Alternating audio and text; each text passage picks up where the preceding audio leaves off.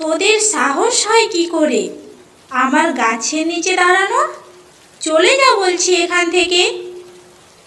কেন গো, আমার মেয়েটার খুব শরীর খারাপ করছে বৃষ্টিতে ভিজে ভিজে, তাই তো তোমার গাছের নিচে দাঁড়ালাম। এর কথা শুনে খুবই খারাপ লাগলো, তাই তোদেরকে দেখতে আসলাম। আর কিছু সঙ্গে করে তোদের জন্য খাবার নিয়ে এসেছি। আরে তোদের ঘরটাও তো ভিজে গেছে, দাঁড়া আমি ঠিক করে দিচ্ছি। আরে কত ঝড় বৃষ্টি, আমার যে খুব কষ্ট হচ্ছে, মনে হচ্ছে আমি এখনই মারা যাব। এই বলা সেই কাজ। প্রবল ঝড় বৃষ্টিতে কচু গাছটি ভেঙে গেল এবং সঙ্গে সঙ্গে মারা গেল।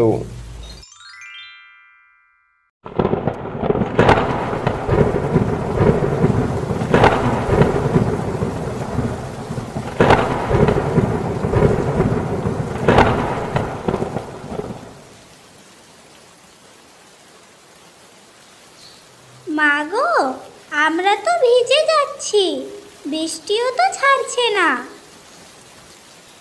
হ্যাঁ রে মা, ওই যে বৃষ্টি শুরু হয়েছে, ছাড়ার আর নামই নেই। তুই এক কাজ কর, ওই কোণে গিয়ে দাঁড়া, ওখানে জল পড়ছে না। তুমিও চলো মা, আজকে রাতটা আমরা ওখানেই কাটিয়ে দিই। এই বলে তারা দুজনে ঘরের এক কোণে গিয়ে দাঁড়ালো এবং সারা রাত কাটালো।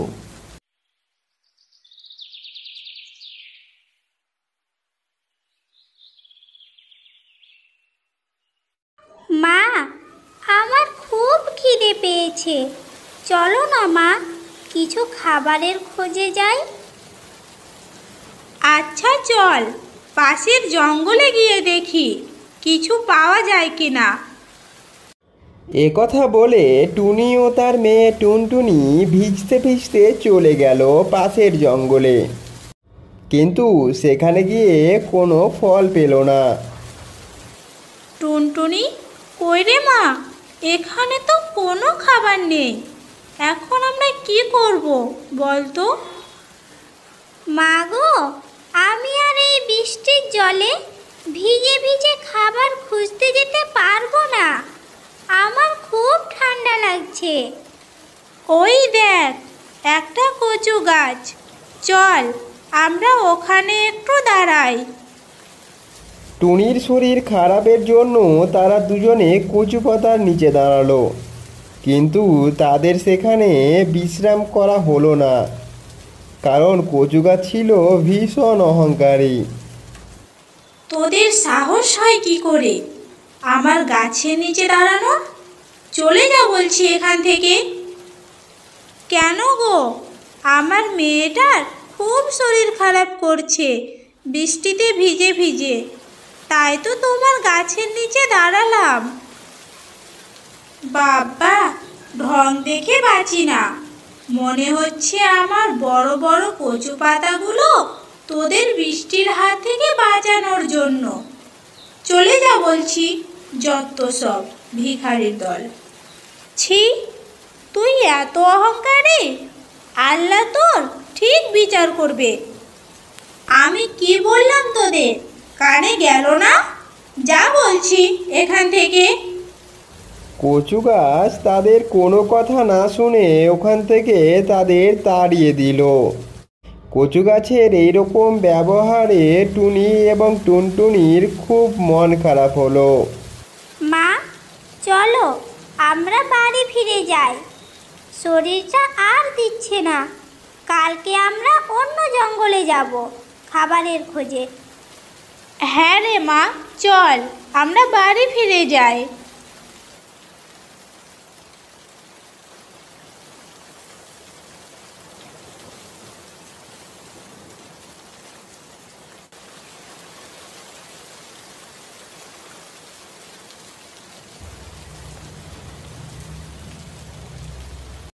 আর অন্যদিকে এক জঙ্গলে শিয়াল ও শিয়ালিনী বাস করত। তারা ছিল খুব ভালো মনের, অন্যের কষ্টে তারা পাশে এসে দাঁড়াতো। বউ, শুনলাম নাকি পাশের জঙ্গলের টুনির ঘর নাকি ভেঙে গেছে এবং তারা কিছু খেতেও পাচ্ছে না।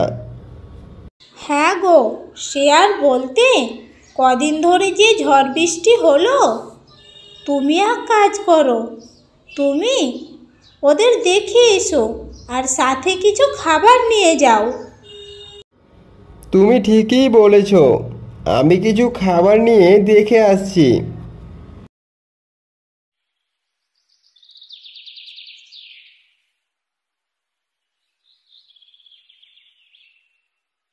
যেই বলা সেই কাজ, শেয়াল তখনই চলে গেল টুনির কাছে কিছু খাবার নিয়ে।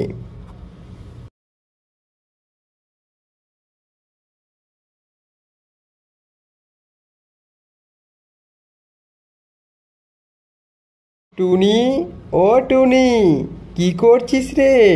বাইরে আয় একটু। ও মা, শিয়াল মামা যে, তুমি আমাদের বাড়িতে কেমন আছো? আমি ভালো আছি, কিন্তু তোদের কথা শুনে খুবই খারাপ লাগলো, তাই তোদেরকে দেখতে আসলাম আর কিছু সঙ্গে করে তোদের জন্য খাবার নিয়ে এসেছি।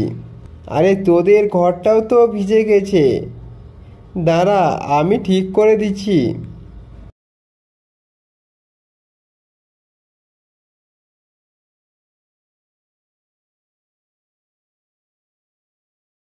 ধন্যবাদ শিয়াল মামা, আবার এসো আমাদের বাড়িতে।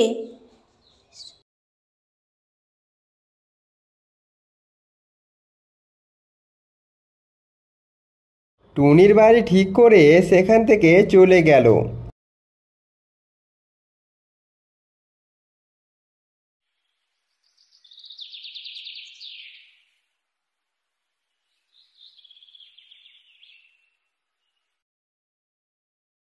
এবং তারপর দিন প্রবল বেগে ঝড় বৃষ্টি শুরু হয়।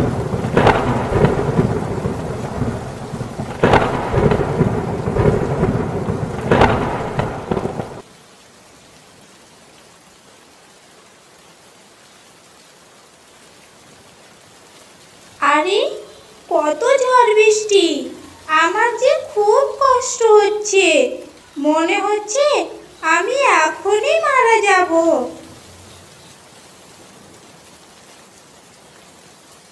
যেই বলা সেই কাজ, প্রবল ঝড় বৃষ্টিতে কচু গাছটি ভেঙে গেল এবং সঙ্গে সঙ্গে মারা গেল। কথায় আছে, যেমন কর্ম তেমন ফল।